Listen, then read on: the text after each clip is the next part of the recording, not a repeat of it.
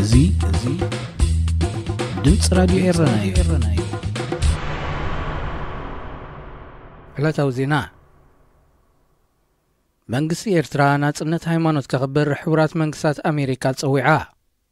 ምክትል ፕሬዝደንት አሜሪካ ማይክ ፔንስ በሐሙስ 18 ሐምለ ኣብ ዋዕላ ናጽነት ሃይማኖት ተረኺቡ ብዘስምዖ ቃል ኣብ ኤርትራ ሞሪታንያ ፓኪስታንን ስዑድ ዓረብን ብፍሉይ ኣተኩሮ ብምሃብ ኣብዘን ዝተጠቕሰ ሃገራት ዘሎ ምግሃስ ሃይማኖት ደው ክብል ጸዊዑ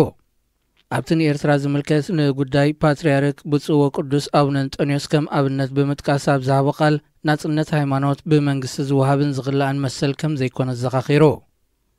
ኣብቲ ብቤት ጽሕፈት ጉዳያት አሜሪካ ዝተወደበ ዋዕላ ናጽነት ሃይማኖት ካብ መላእ ዓለም ዝተኣኻኸቡ ልዕሊ 1,000 ወከልቲ መንግስቲ ተጣበቕቲ መሰላትን ግዳያት ረገጽቲ ሃይማኖት ዝኾኑ ውልቀ ሰባትን ተረኺቦም ነይሮም بخال وغن بريزيدنت أمريكا دونالد ترامب ኤርትራዊት ዘማሪት ሄለን ብርሃነ ትርከቦም ብሰንኪ ሃይማኖታዊ እምነቶም ግዳያት ዝኾኑ ዜጋታት ዝተፈላለዩ ሃገራት በአካል ረኺቡ ዘራሪብዎም ኣብቲ ኣብ ዋይት ሃውስ ዝተኻየደ ሓፂር ርክብ ዘማሪት ሄለን ብርሃነ ብሰንኪ እምነተይ ን32 ኣዋርሕ ኣብ ኮንቴይነር ተኣሲረ ሕጂ ግና ብዛዕባይ ዘይኮነ ብዛዕባቶም ገና ኣብ መሓዩር ዘለዉ ግዳያት መንግስቲ ኤርትራ ድምፂ ክኸውን ኣብዚ ተረኺበ ዘለኹ ብምባል ንጉዳይቶም ክሳብ ሕጂ ኣብ መሓዩር ዘለዉ ዜጋታት ኤርትራ ልዒላ ፕሬዚደንት ትራምፕ ነቶም 27 ግዳያት ሃይማኖታዊ እምነት ዝኾኑ ውልቀ ሰባት ድሕሪ ምምስጋን ኣሜሪካ ኣብ ናጽነት ሃይማኖት ዘለዋ ተሪር መርገጺ ኣዘኻኺሩ ኣብ ከተማ ኣስመራ ናይ ሰብን ጥሪትን ከቢድ ግፋሕ ክካየድ ከም ዝቐነየ ምንጭታት ሬድዮ ኤረና ሓቢሮም ንጥሪት ብዝምልከት ካብ ገጠራት ኤርትራ መጺኦም ኣብ ከተማ ኣስመራ ክሸጡ ብዝፈተንሉ ንሓያሉ ኸባቶም ጥሪቶም ከም ዝዘመትዎም ነዚ ሓበሬታ ዝለኣኹ ምንጭታት ኣመልኪቶም ነቲ ግፋሕ ዘካየዱ ኣሃዱታት ምክልኻል ነቶም ጥሪቶም ዝወሰዱሎም ሓረስቶት ተሃጊረን ዝብል ቁራጽ ወረቐት ጥራይ ሂቦም ከም ዘፋነውዎም ተፈሊጡ ኣብ ልዕሊ ሰብ ዝተኻየደ ግፋሕ ምስ ዑደት ቀዳማይ ሚኒስተር ኢትዮጵያ ብዝሰሓዝ ክኸውን ከም ዝኽእል ምንጭታትና የመልክቱ ብተወሳኺ ኣብ ከተማ ኣስመራ ካብ ንቡር ንላዕሊ ሓለዋ ጽዒቑ ከም ዝቐነየ ተሓቢሩ ከም ዝፍለጥ ህዝቢ ከተማ ኣስመራ ንቀዳማይ ሚኒስተር ኢትዮጵያ ከምቲ ናይ ፈለማ ዘይኮነ ኣዝዩ ዝሕቱል ኣቀባብላ እዩ ገይሩሉ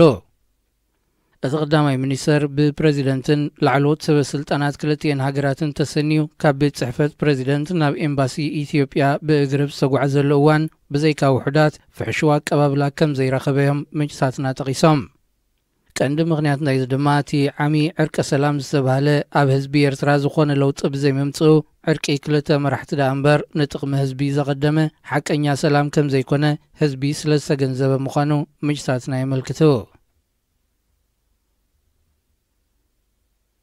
ልፍንቲ መስሪቶም ዘለዉ ዕጡቓት ውድባት ሱዳን ነቲ ኣብ መንጎ ሓይልን ናጽነትን ወተሃደራዊ ጉጅለን ዝተፈረመ ስምምዕ ሰላም ከም ዘይቀበልዎ ኣፍሊጦም እቲ ብዑመር ኣዲገይር ዝምራሕ ልፍንቲ ንኣጃንስ ፍራንስ ፕረስ ኣብ ዝሃቦ ቃል ኩላትና ንሰማዕሉ ውሽጣዊ ቅዋምና ከየጽለቕና ኣብ ዘተኽንኣቱ ኣይንኽእልን ኢና ብምባል ነቲ ምስ ሓይሊ ናጽነት ወዲብዎ ዝነበረ ርክብ ከም ዝሰረዞ ኣፍሊጡ ኣብ መንጎ ስልጣን ሒዙ ዘሎ ወተሃደራዊ ጉጅለን ሓይልን ናጽነትን ተኸቲሙ ዘሎ ስምምዕ ንጠለብ ህዝቢ ሱዳን ዝምልስ ኣብ ርእሲ ዘይምዃኑ ናይቶም ኣብ ዘበና ኣልበሽር ገበናት ዝፈጸሙ ኣዘዝ ሰራዊትን ሰበስልጣን ነበረን ጉዳይ እውን ስለ ዘይተጠቕሰ እቲ ስምምዕ ከረዳድኣና ኣይክእልን እዩ ክብል እዩ እቲ ልፍንቲ ዕጡቓት ውድባት ዝገልጽ ንህዝባዊ ናዕቢ ሱዳን ዝመርሐ ሓይልን ናጽነት ምሉእ ስልጣን ነቲ ወተሃደራዊ ጉጅለ ኣረኪቡ ክብሉ ተቃወምቲ ውድባት ሱዳን ክኸሱ ምጽንሖም ዝፍለጥ እዩ ወተሃደራዊ ጉጅለ ሱዳን ሰበስልጣናቱ ምሉእ ውሕስነት ክወሃቦም ብዘቕረቦ ጠለብ መሰረት ምስ ሓይልን ናጽነት ተሰማሚዑ እዩ እዚ ማለት ከዓ ኣብ ዕለት 3 ናይ ወርሒ ሰነ ሚሊሻ ጃንጃዊድ ኣብ ልዕሊ ሰልፈኛታት ዘውረዶ ዘስካሕክሕ ሕልቂት ኣይክሕተተሉን እዩ ማለት ስለ ዝኾነ በዚ ክንሰማዕ ኣይንኽእልን ክብል ልፍንቲ ዕጡቓት ውድባት ይገልጽ ከም ዝፍለጥ መራሒ ሚሊሻ ጃንጃዊድ ናይቲ ስልጣን ሒዙ ዘሎ ወተሃደራዊ ጉጅለ ምኽትል ኣቦ ወንበር ኮይኑ ዝሰርሕ ዘሎ ጀነራል መሐመድ ሓምዳን ዳጋሎ እዩ ክቡራት ሰማዕትና ዜና ዝተፈጺሙሎ ቀጺሉ ዝቐርብ ትሕሶና ብዮናታን ሃብተ ዝዳሎ ናይ መዘናግዒ መደብ እዩ ሰናይ ምክትታል እዚ ድምጽ ራዲዮ ኤረና እዩ